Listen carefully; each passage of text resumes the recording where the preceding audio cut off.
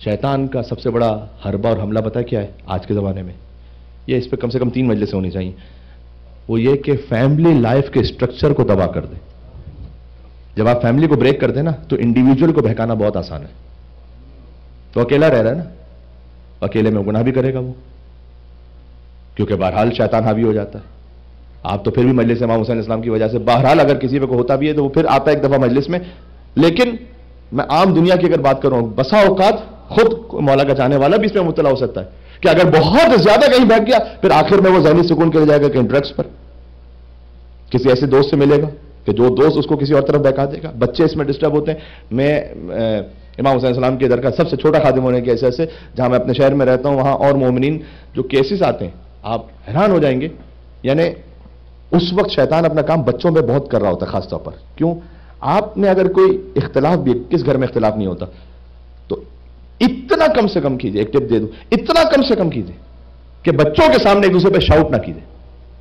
इतना तो कर सकते हैं, वरना होता क्या है कि ना आपकी इज्जत रहती है ना उनकी इज्जत रहती है, और आपकी जो मॉरल वैल्यू है ना, जिस अथॉरिटी से आप बात करना चाहते हैं, वो खत्म हो जाती है। फिर जब अपने बच्चे को नसीहत करते हैं, 10 साल का, 12 साल का, 13 साल, 14 साल, वो खुद ये सोच रहा होता है, और अगर ज्यादा बड़ा होगा तो शायद कह भी देगा कि आप तो खुद ऐसे, हमें क्या कह रहे हैं।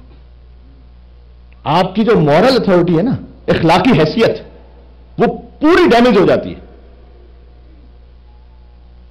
बाप समझ रहा होता है कि मैं मां को जलील कर दूं, मां समझ रही थी कि मैं बाप की इंसल्ट कर दूं, दोनों की वैल्यू खत्म। आपने जो बात करनी, ला तग़ज़ब अंतल ग़ज़बान, अमीरुल मोमिनीन का कलाम आपको सुनाओ, खबरदार गुस्से के आलम में नहीं फैसला करना। ये एक छोटा सा जुमला है, इसको आप अपनी जिंदगी में बांध के रखें। गुस्से के आलम में आप अपनी किसी बात का इजहार ना करें, खामोश हो जाएं। जब गुस्सा थोड़ा सा थम जाए, फिर आप अपनी बात कहिए। आपकी ग्रीवेंसेस होंगे, हो सकता है कोई आपकी शिकायतें जायज भी होंगी, लेकिन आप गुस्से के आलम में कहेंगे तो आपको 10 जुमले कहने के बजाय आप 25 और कहेंगे। फिर होगा कि ईगो आ जाएगी, वो 25 जुमले जो आपने एक्स्ट्रा कहे ना वापस नहीं ले सकेंगे आप। कितने ही ऐसे केसेस हैं कि सेपरेशन में बात चली गई 6 महीने के अंदर अंदर, ऐसा सेपरेशन होते होते जाहिर है कि जो पूरा लीगल सिस्टम है 2 साल 4 साल, सबसे ज्यादा तो इसमें लॉयर्स ही कमाते हैं, मुझे नहीं पता यहां का, लेकिन मैं जानता हूं।